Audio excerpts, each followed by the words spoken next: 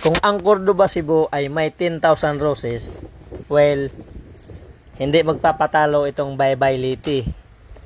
For today's video guys, nandito pala tayo sa Baybay Liti. 16,000 blossoms, Lintaon Peak, Baybay City, Liti. Tingnan nyo naman guys.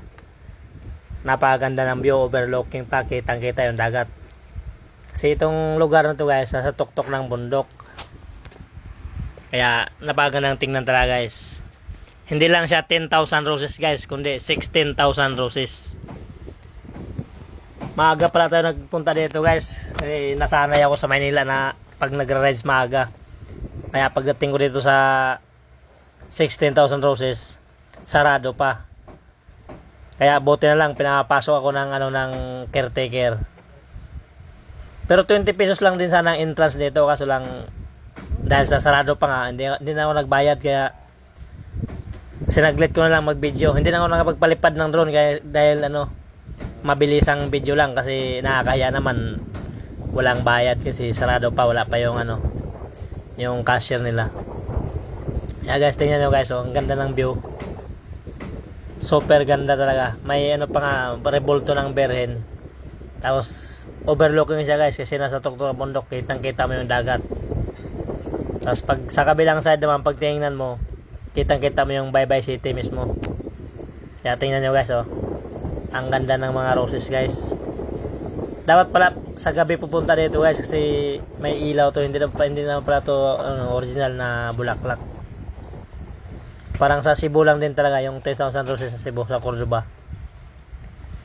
Kaya pag sa gabi, maganda talaga tingnan kasi iniilawan nila yan. Hindi naman kasi alam kasi first time ko lang pumunta dito guys. Dinayo ko pa tong Baybay City sa Liti para lang mapuntahan itong 16,000 roses. Kasama ko pa si magtatanong kasi hindi ko pa alam kung paano pumunta dito. Kaya puro tanong-tanong lang hanggang sa natuntun ko tong lugar na to. Nasa bundok pala to guys. Kaya ang sarap balik-balikan. Press na press yung hangin, tapos marinig mo yung mahuni ng ibon, may ng baka, basta iba't ibang hayop po dito kasi nasa tuktok to ng bundok. Tapos ang ganda guys, yung hangin niya sariwa kasi nasa tuktok ng bundok, tapos overlooking pa.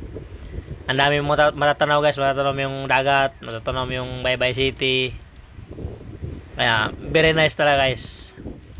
Sobrang ganda balik-balikan ng lugar na to.